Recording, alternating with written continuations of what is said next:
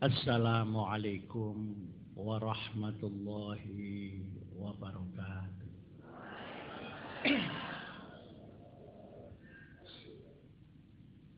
Bismillahirrahmanirrahim.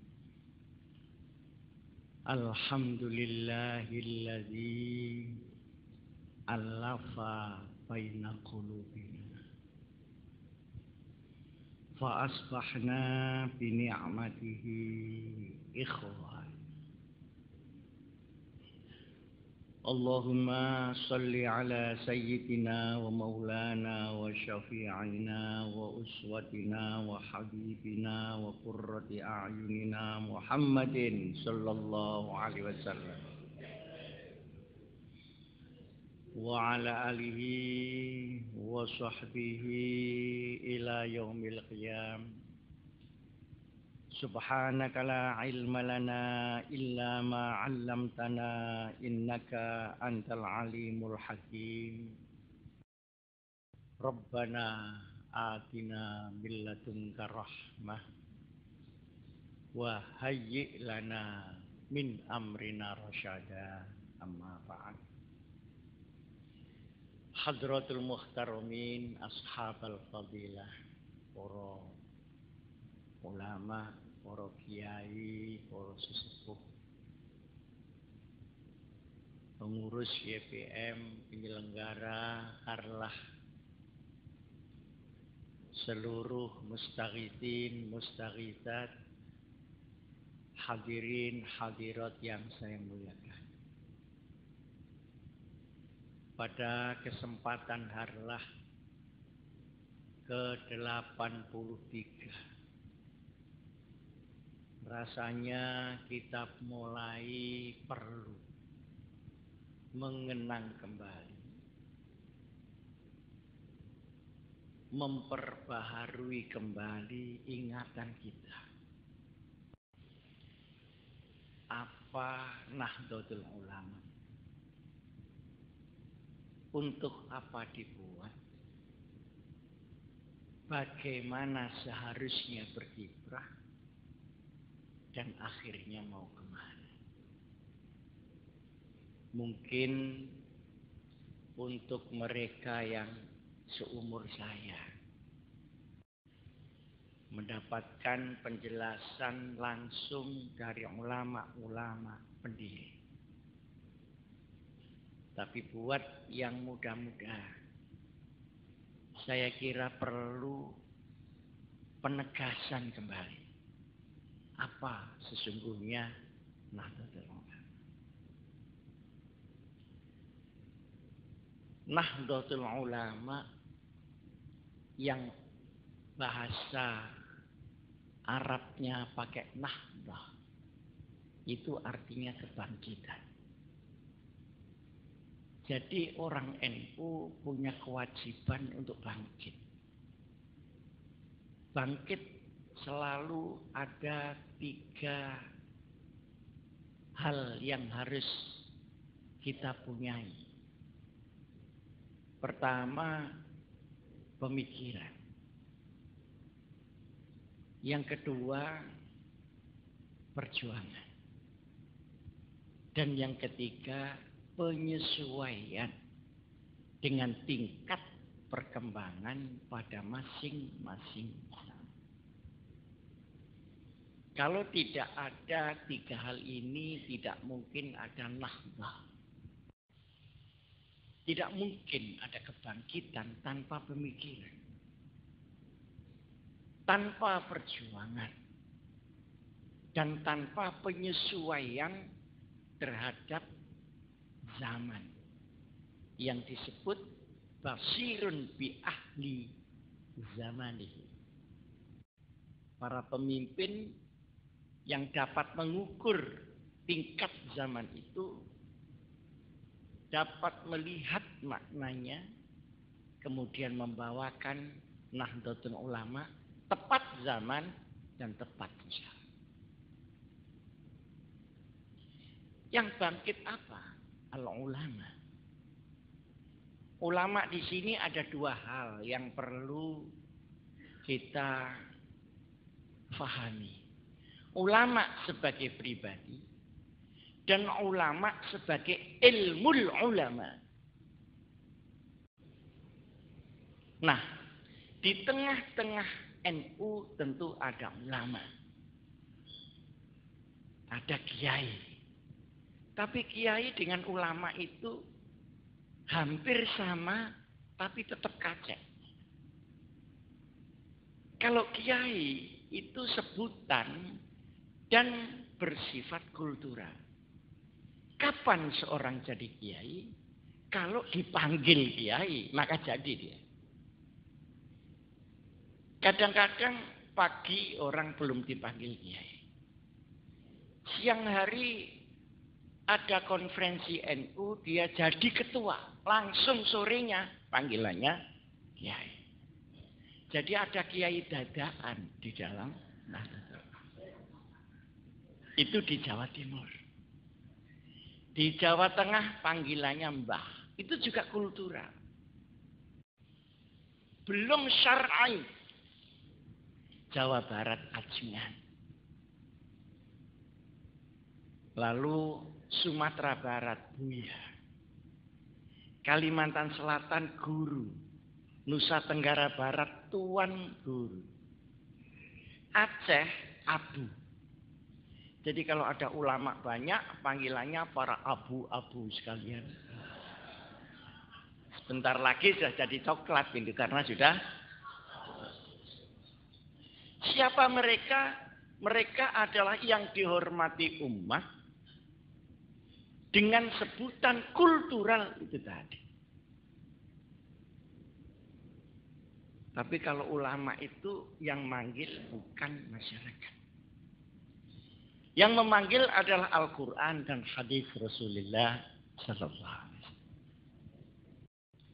Kalau Quran yang manggil, berarti yang memanggil adalah kalamullah. Kalau yang memanggil itu hadis, berarti itu sabda Rasulullah Sallallahu Alaihi Wasallam. Kata-kata ulama ada di kedua kitab itu, bagai Quran dan hadis, dan tidak ada kata kiai di situ. Dan ternyata siapa ulama itu? Di sini bergandeng antara syahsun dengan fikrah, antara orang dengan pemikiran. Siapa ulama itu? Innama yakhsyallaha min ibadihil ulama. Berarti istilah itu dibakukan di dalam Al-Quran. Hanya hamba Allah yang punya khasyatullah, takut kepada Allah, dia punya kemungkinan untuk menjadi ulama. Tidak otomatis. Kemungkinan. Tetapi kalau tidak ada khasyatullah, jangan harap dia menjadi ulama. Innama adatun min adawatil hasr. Hanya namun.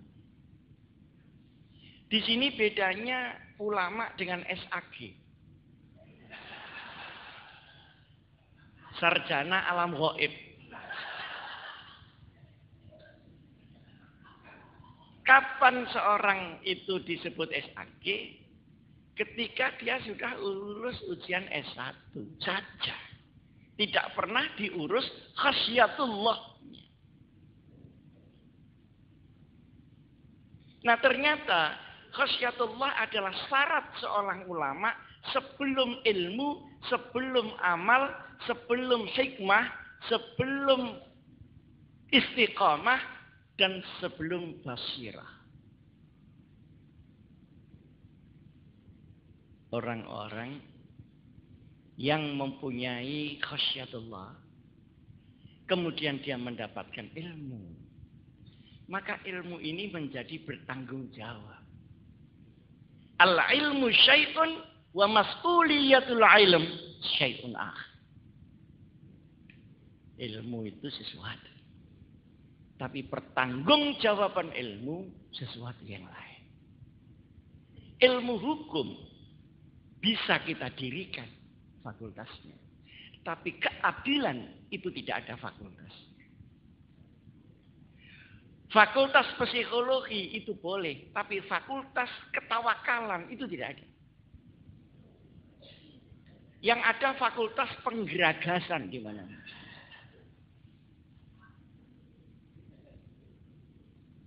Nah, hanya dengan khasyatullah maka ilmu mempunyai mas'uliyah.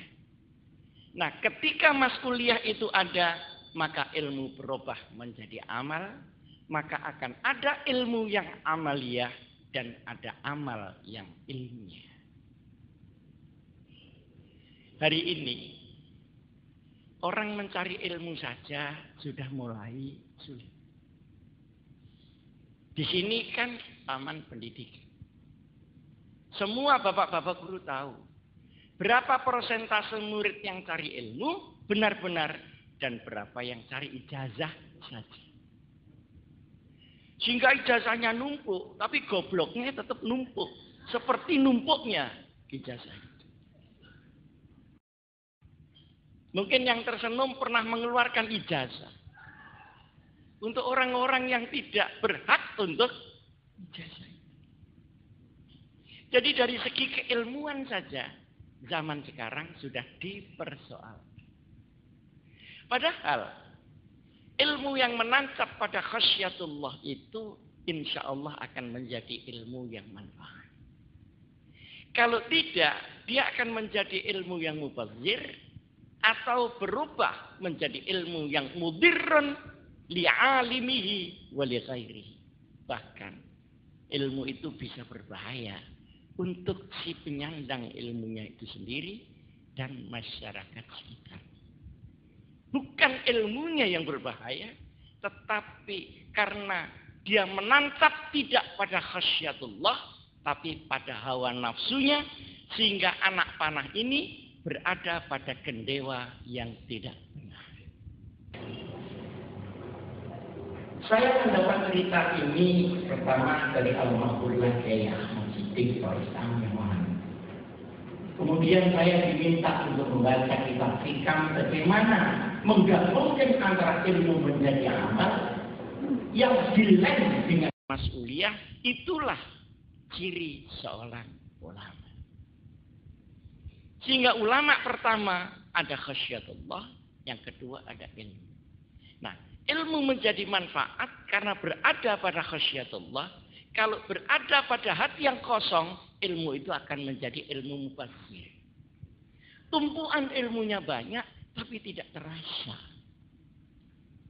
Saya punya teman doktor, pinter sekali. Mungkin seumur dengan Mas Rodi. Kalau mengajar, itu menakutkan karena pinternya. Tapi nek mulai disentak bojone iku iso goblok dadak. Lola. Kayak wong gak tau suka. Jadi bojo iku iso ngentekno ilmu. Artinya apa? Lha iki tenan rek, gak guyon iki tenan. Ini artinya apa? Bahwa kondisi keilmuan masih tergantung kepada emosi seseorang. Ketika emosi itu meledak, maka macetlah keilmuan yang tabdzir itu tadi. Sementara ini saya mau masih cerita ulama ini. Ya, ulama sebagai ilmu. Para mustaghisin, mustaghisat yang saya muliakan. Bagaimana orang yang punya khasyatullah, punya ilmu, punya amal, punya hikmah, kemudian istiqamah, maka pantas alladzina qalu rabbunallah tsumma istaqamu tatanazzalu alaihimul malaikah alla takhafu wa la tahzanu wa abshiru bil jannah allati kuntum tu'adun. Mulailah malaikat mengiringi beliau. Mulailah nurnya itu keluar. Sekalipun namanya tidak pakai nur. Ada yang namanya Nurul Anwar, tapi wonge burem itu kodok. Ada yang namanya Syukur Ngersulot. Tidak ada yang namanya sabar ngamuan. Saya punya teman namanya Triman, geragase Pak Mas. Sembarang kari dintekno iku perkara Triman.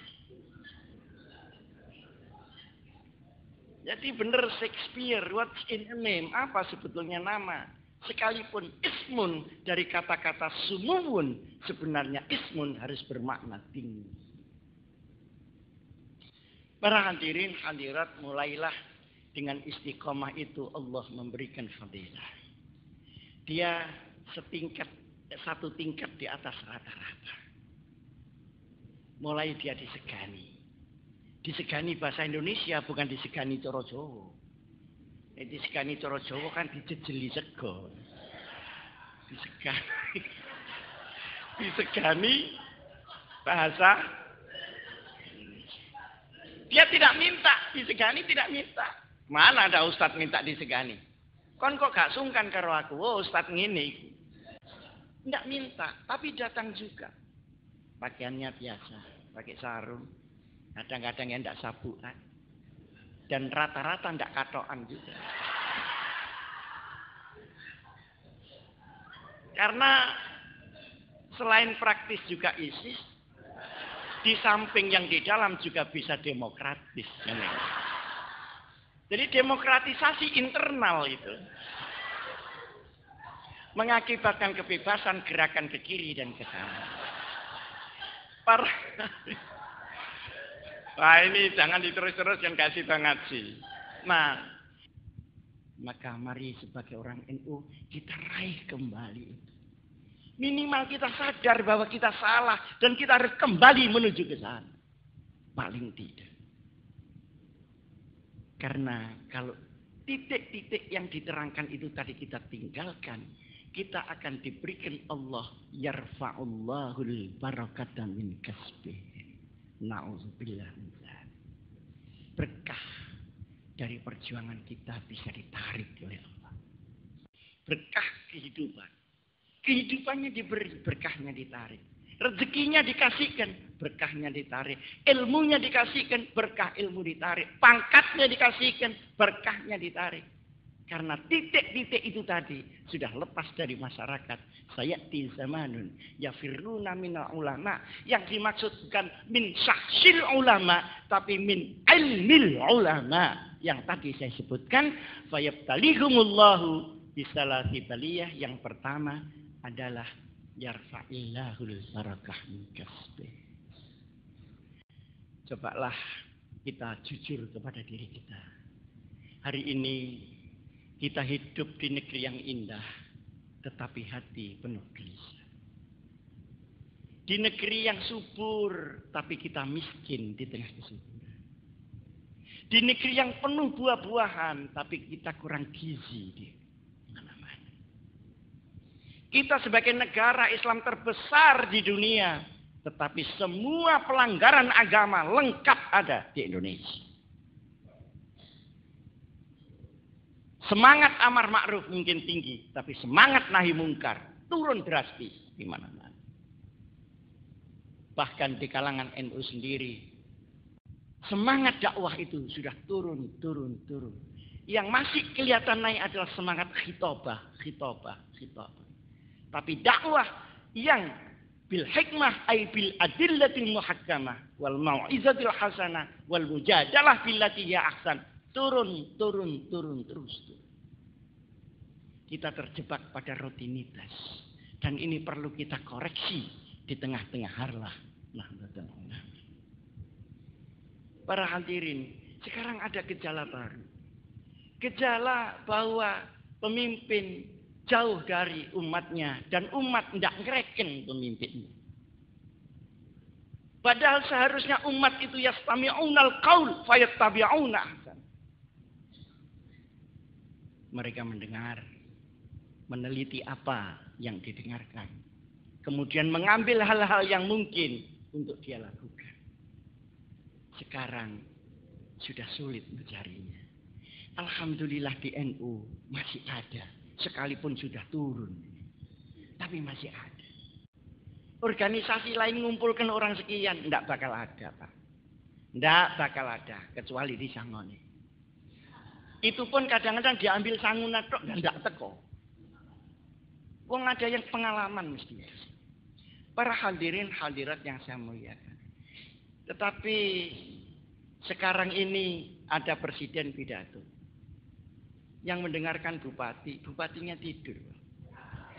Marah presiden. Kenapa saya pidato, bupati kok tidur? Dibangunkan bupatinya itu. Karena kaget, dia juga marah. Kenapa saya dibangunkan? Ini kan melanggar HAM. Akhirnya marah-marah, ketemu marah-marah. Berarti junudun mujannadah sudah putus di mana-mana di negeri kita.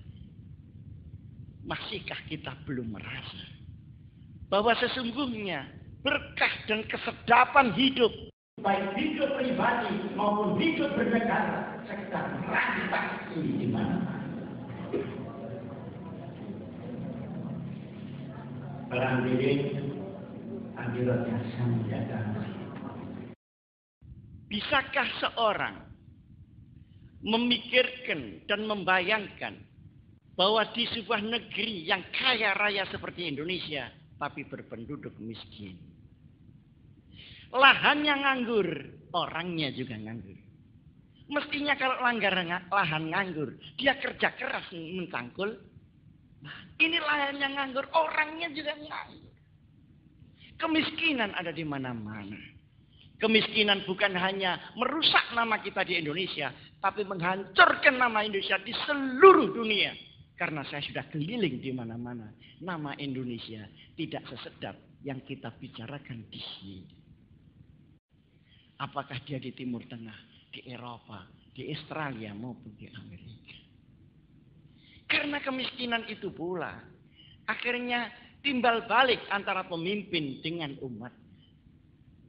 Pemimpin kehilangan amanat. Akhirnya umat mau memilih kalau membayar. Atau kalau dibayar. Sedangkan orang yang bisa membayar rakyat, pasti bukan orang yang bersih hartanya. Mungkinkah orang yang bersih hartanya, dia bisa membayar satu persatu orang di Jawa Timur? Tidak mungkin. Mungkin yang tepuk tangan ini caleg-caleg miskin. Mungkin. Mungkinkah seorang pemimpin yang mau jadi pemimpin harus membeli semua orang? Jawabannya adalah, kalau pemimpin ini jujur, pasti tidak kuat membeli. Kalau dia kuat membeli, perlu diurus dari mana uangnya. Nah, kalau uang itu diberikan secara tidak baik, berarti buntut di sini ada manipulasi dan ada korupsi. Maka timbal balik inilah yang menjadikan wa yusallitu alaihim sultanan zalim. Rakyat yang miskin kemudian memilih pemimpin yang tidak benar karena kemiskinannya akan menyuburkan orang-orang yang tidak benar menongkrong menjadi pemimpin di mana-mana. Disinilah ada timbal balik antara rakyat dan pemimpinnya. Mana yang lebih dahulu kita tidak tahu, seperti telur dengan ayam. Ayam dari mana? Dari telur. Tapi ternyata telur juga keluar dari ayam. Sekarang ini, ya ini rahasia, jangan ngomong-ngomong orang. Saya dikelui oleh teman-teman dari NU sendiri. Ini kan musim mau caleg. Caleg itu partainya tok 44, Pak. Jadi lebih banyak daripada wiridan. Kalau 44 dipakai wiridan itu sudah, Masya Allah sudah. Nah, mereka terbentur kepada keadaan masyarakat yang pragmatis. Yang semua serba uang. Saya tanya masyarakat, kenapa Anda serba uang? Ternyata karena dia hilang kepercayaan. Daripada nanti saya tidak disapa lagi, lebih baik sekarang saya minta uang. Artinya apa? Artinya kita dalam kondisi yang tidak sehat di dalam berbangsa, bernegara, dan bermasyarakat. Sulit orang itu miskin tetapi iffah. Sulit. kecuali orang-orang yang dipilih oleh Allah. Dia fakir tapi afif. Umumnya kadal fakru ayyakuna kufra. Kufur paling tinggi adalah kufur iman. Di bawahnya kufur nikmat. Di bawahnya lagi kufur pemikiran, kufur hati dan sebagainya. Semua dijual. Pertama barangnya dijual. Yang kedua pikirannya dijual, hatinya dijual, kehormatannya dijual, NU-nya dijual, tidak peduli. Pokoknya ada uang dapat. Ini para bapak, penyakit ini tidak bisa disembuhkan tanpa ma'unah Allah Subhanahu wa ta'ala. Para bapak, saya termasuk orang yang di bawah ya mau, saya di atas ya mau. Saya tahu bagaimana rasanya orang tidak makan karena saya berkumpul dengan orang NU yang miskin. Tapi juga saya tahu apa yang terjadi sesungguhnya di puncak-puncak harta benda dan di puncak-puncak kekuasaan. Ketepatan saya diizinkan oleh Allah untuk tahu itu. Luar biasa. Kepalsuan luar biasa. Kesimpulan saya, krisis Indonesia ini bukan hanya krisis ekonomi, bukan hanya krisis politik, bukan hanya krisis kerukunan, bukan hanya krisis pendidikan, krisis kesehatan, tapi krisis akal sehat itu sudah melanda di mana. Kalau pikiran orang sudah tidak sehat seperti ini, maka siapa pemimpin yang bisa merubah? Kalau orang kurang uang bisa utang. Politik rusak bisa ganti undang-undang. Tapi kalau mindset, pikiran, wijah fikriyah masyarakat ini yang sudah rusak, siapa yang bisa memberesinya? Innaka la tahdi man ahbabta, walakinnallaha yahdi man yasha wa huwa a'lamu bil muhtadin. NU menjadi harapan untuk kerusakan ini. Tapi masalahnya, apakah bisa diharapkan apa tidak? Jadi harapannya sih jadi. Tapi bisakah diharapkan untuk mengangkat kembali seperti yang tadi saya katakan? Para hadirin hadirat yang saya muliakan, alhamdulillah kesyukuran kita di tengah-tengah keruwetan keadaan Indonesia dan keadaan internasional. NU ini menjadi tumpuan baik nasional maupun internasional, tetapi yang ditumpukan itu adalah jalan pikiran itu tadi. NU yang moderat, NU yang wal wasatiyah, yang tawassut, yang i'tidal, yang tawazun, yang tasamuh dan tasyawur. Ini menjadi kebanggaan Indonesia. Tidak akan pernah ada keputusan-keputusan tentang Islam dan hukum di Indonesia tanpa Nahdlatul Ulama. Tidak akan pernah. Dan sekarang ternyata setelah pikiran-pikiran Nahdlatul Ulama dibawa ke internasional, ternyata juga laku di mana-mana. Sudah membuat muktamar 3 kali. Al-Mu'tamarud Duwali lil Ulama wal Musaqqafin al-Islamiyyin. Tahun 2004, 2006 dan 2008. Yang terakhir 67 negara datang dengan mufti yang tidak kurang dari 168. Tokoh-tokoh ulama kelas dunia semua hadir atas undangan NU dalam proteksi Nahdlatul Ulama. Mereka menghargai jalan pikiran kita. Hari ini sudah meningkat. Nahdlatul Ulama sudah diminta untuk ngerukun wong Islam ning kono-kono sing gegeran. Di Thailand Selatan, alhamdulillah ada hasilnya. Di Filipina Selatan, di Palestina sendiri, di Kosovo, kemudian di Darfur sebelah selatan dari mana ini Sudan, dan juga pertentangan antara Maroko dan Aljazair. Alhamdulillah delegasi-delegasi NU dengan wijhah dan dengan manhaj seperti yang tadi saya sebutkan di dalam butir-butir ulama dapat membuah hasil sekalipun belum optimal. Sehingga kemarin saya ditanya oleh wartawan, Pak Hasim, kenapa NU merukunkan Orang di mana-mana, tapi di NU sendiri tidak pernah rukun selama-lamanya. Saya ditanya begitu itu kaget. Ya karena didadak. Akhirnya ngawur aja jawaban saya. Ya memanglah, tukang cukur tidak pernah bisa mencukur rambutnya sendiri. Para hadirat yang saya muliakan. Nah, ini semua kebenaran-kebenaran yang tadi saya sebutkan tidak mungkin bisa jalan tanpa nizam. Maka diperlukan jamaiyah, diperlukan nizam, tidak diperlukan satu persatu pada yang blesat. La islama illa bi jama'atin wala jama'ata illa bi imaratin wala imarata illa bi ta'ah. Itu kan sudah makanan kita semenjak madrasah ibtidaiyah. Al-haqqu bi ghairi nizam qabla bil batil bin nizam. Kita besar, kita banyak, kita hebat pemikirannya, tapi kalau kita tidak organisir itu dengan baik, kita akan dihabisi oleh kelompok-kelompok yang tidak hak tetapi munazzam karena dia mempunyai gerakan-gerakan yang sistematik.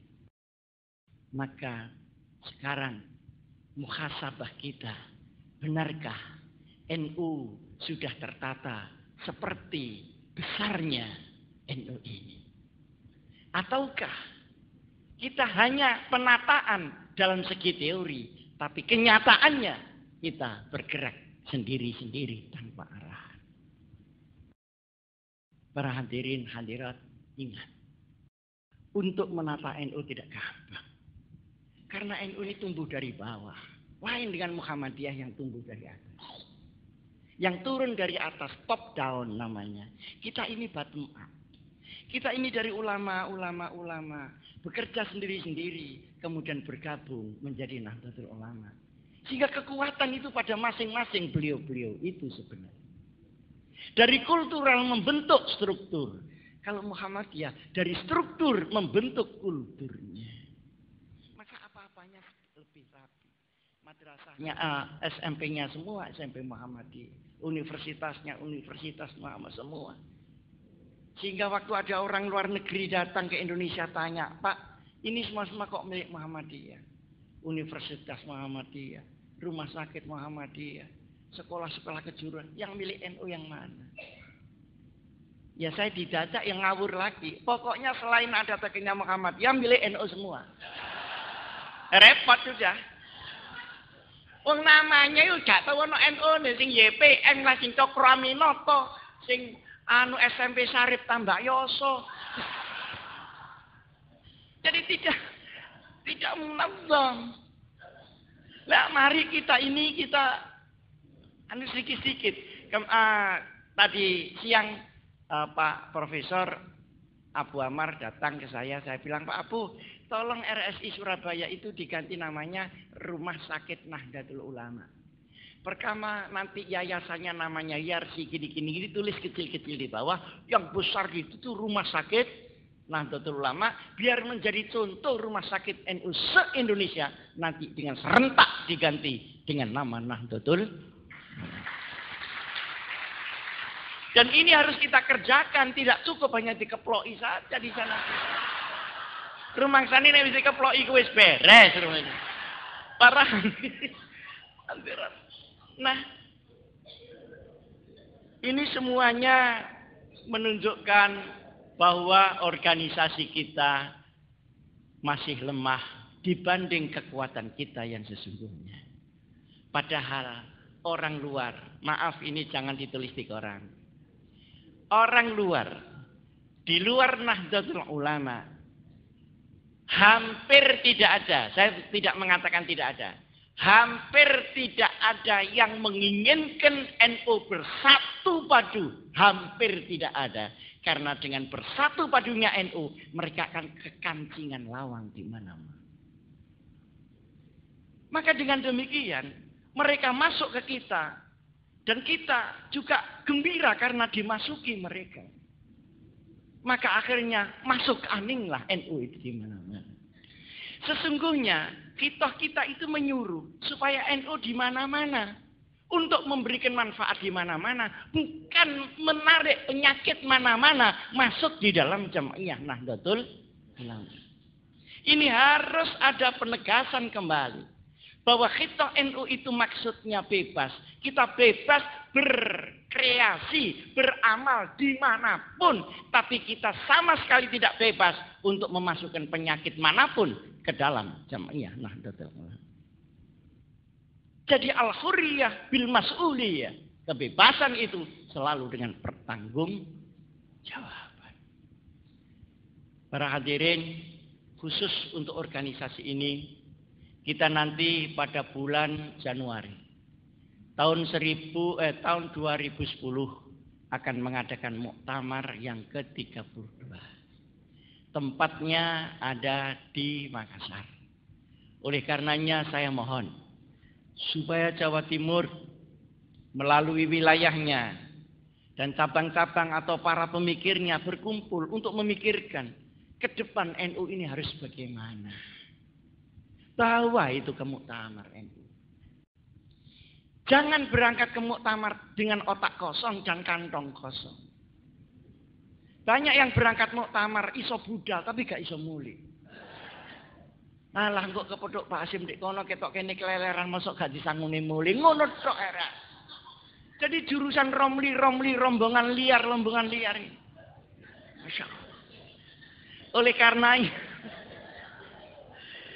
nanti kalau sudah muktamar yang ke-32, pengurus besar Nahdlatul Ulama akan mengubah caranya.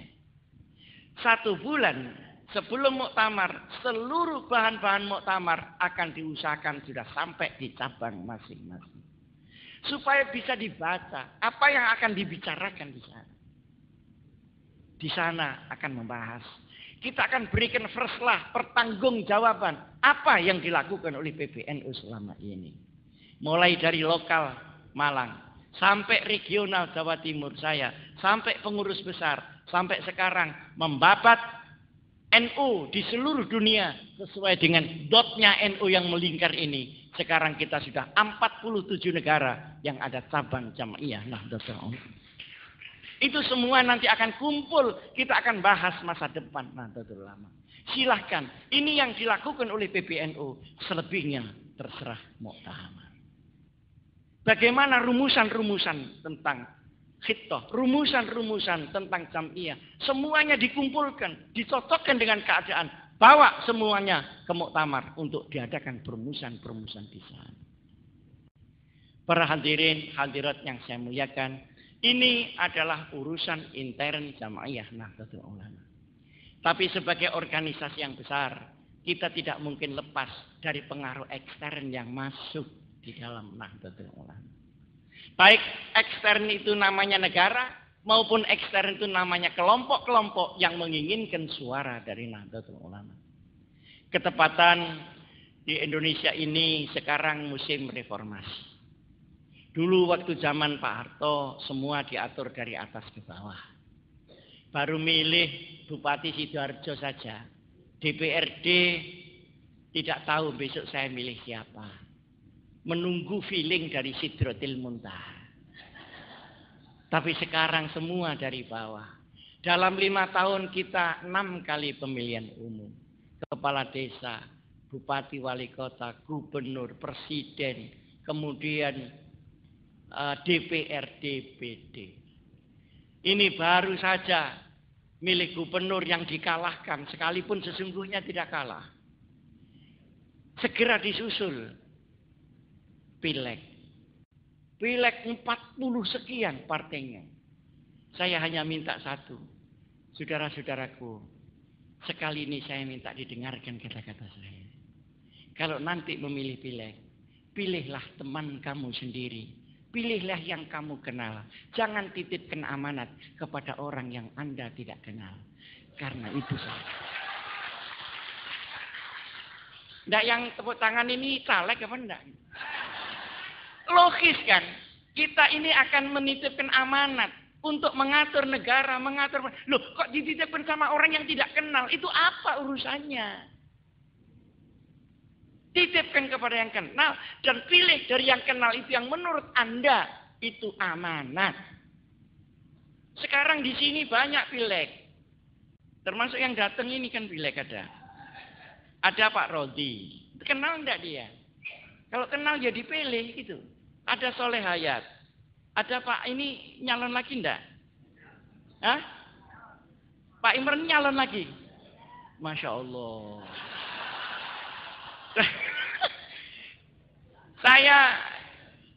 Saya mengatakan begini. Apakah Pak Asim dengan mengatakan begini tidak melanggar khitoh? Saya bilang.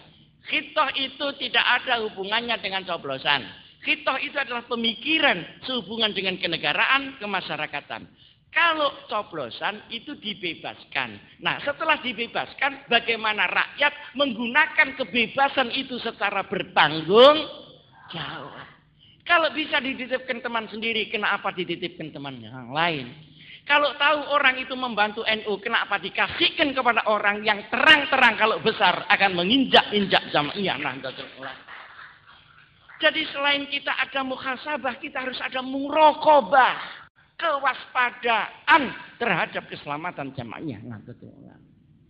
Di kiri kanan kita diceritakan Kiai Abdurrahman, banyak yang tidak suka tahlil, banyak yang mengharamkan ini itu. Terus sampean pilih, akhirnya kan haramnya tambah kandel. Itu coba dipikir. Jadi namanya bebas bukan berarti bebas memilih komunis, bebas memilih Wahabiyah, bebas memilih orang-orang yang tidak suka kepada amal fadilah kita. Kan tidak begitu. Kal hurriyah bil mas'ul. Ingat bahwa yang harus bertanggung jawab kepada Allah bukan hanya orang yang dipilih, tapi orang yang memilih pun dia harus mempertanggungjawabkan. Kenapa dia memilih itu kepada Allah Subhanahu wa taala. Hadirin hadirat yang saya muliakan, akhirnya saya mohon doa. Karena sekarang ini sudah mulai ditata muktamar Nahdlatul Ulama, sudah dibentuk panitianya, nanti berada di Makassar. Dan untuk penataan ini benar-benar kita memerlukan konsepsi dari Jawa Timur. Saya berharap agar Jawa Timur jangan kalah dengan yang lain. Sekarang wilayah-wilayah di luar Jawa bukan main majunya. Dan rata-rata gubernurnya dari Nahdlatul Ulama. Tahukah Bapak bahwa penguasa otorita Batam itu orang NU? Saya baru datang dari Riau, gubernur NU, gubernur Riau adalah pengurus wilayah NU. Saya datang ke Sumatera Selatan, saudara Alex Nurdin, dia adalah mustasyar Nahdlatul Ulama. Saya datang ke Kalimantan Selatan, gubernurnya adalah saudara Rusdi. Dia adalah wakil ketua NU Kalimantan Selatan. Saya datang ke Gorontalo. Saudara Fadil Muhammad adalah juga salah satu Khatib Suriah Nahdlatul Ulama. Saya datang ke ibu kota Jakarta. Gubernur Jakarta, Dr. Fauzi Bowo adalah ketua NU DKI Jakarta. Ketika saya datang ke Jawa Timur, tidak ada apa-apanya di Jawa Timur. Saya tidak tahu itu kena apa. Mungkin karena Jawa Timur sudah maju duluan, jadi sekarang sudah kesel maju. Para hadirin yang saya muliakan, saya kadang-kadang berteriak di sana sini, tidak didengarkan. Lebih senang mendengarkan orang lain. Kenapa? Waktu saya datang di Bojonegoro, tolong pun ini, jangan yang itu. Ini nggak suka sama NU, nggak percaya. Akhirnya ke sana, sekarang dedel duel NU di sana. Lamongan, sekarang masuk lagi Lumajang, masuk lagi Trenggalek. Bagaimana? Sayangnya orang NU kalau diberitahu tidak pernah mendengarkan. Itu ada tembok, jangan ditabrak. Tapi ditabrak juga setelah benjut baru tahu, oh iya ternyata di sini ada. Akhirnya kita harus baik setelah benjut di mana-mana. Maka untuk Jawa Timur kita harus melalui pembenjutan terlebih dahulu sebelum kita seperti daerah-daerah yang lain. Para hadirin hadirat, Saya tahu bahwa NU ini malati. Yang malati itu bukan pengurus NU, tapi ajaran NU dan umat NU-nya ini. Ajaran yang tadi saya sebutkan. Dan umat yang solihin dan solihat inilah yang malati. Bukan Gus Dur yang malati. Bukan Hasyim Muzadi yang malati. Bukan Kiai Miftah yang malati. Ajaran dan umat. Saya minta caleg yang berdiri di sini. Ambil pelajaran. Kalau mau dipilih NU. Jangan mengkhianati Jamaiyah Nahdlatul Ulama. Saya sudah mengalami pemilihan umum semenjak tahun 71. Semenjak 71, saya sudah menjadi calon ketika itu. Umur saya masih 18 tahun. Saya jadi DPRD di Malang umur 19 tahun. Dan alhamdulillah tidak sampai masuk penjara seperti DPRD yang ada di Sidoarjo. Saya tahu betul bahwa orang-orang yang membantu NU, dia akan mendapatkan husnul khotimah. Allahumma. Dia akan mendapatkan waladun soleh dan bintun solehah. Dia insya Allah akan mendapatkan keluarga yang sakinah. Tapi mereka yang menyakiti hatinya umat ini, yang mencederai NU, rata-rata berakhir dengan tidak baik. Itu dari masa ke masa. Begitu tahun 71, begitu pula tahun 77, begitu pula 82, dan seterusnya, dan seterusnya. Kepercayaan demi kepercayaan luntur karena hilangnya amanat. Bapak-bapak yang di sini tentu masih segar ingatan. Tahun 77, ketika itu partainya Partai P3, semua bersemangat untuk kampanye. Rumahnya minta untuk ditempati kampanye. Dan berani nyembelih sapi dan nyembelih kambing untuk kampanye itu. Karena ada semangat jihadi. Kemana semua itu sekarang? Kemana dan kemana? Insya Allah dengan muhasabah dan muraqabah kita akan dikembalikan kepada Allah, oleh Allah, kepada siratal mustaqim. Baik siratal mustaqim secara syariat maupun siratal mustaqim secara perjuangan, harokah perjuangan keindonesiaan dan keislaman. Mudah-mudahan ada gunanya apa yang saya sampaikan. Saya ulang sekali lagi. Sebentar lagi akan ada pileg. Pilih calon yang Anda sudah kenal dan mengenal dengan baik. Dan jangan membeli kucing di dalam karung. Karena kita tidak tahu yang di dalam itu kucing atau kucing-kucingan. Sekian, terima kasih. Wassalamualaikum warahmatullahi wabarakatuh.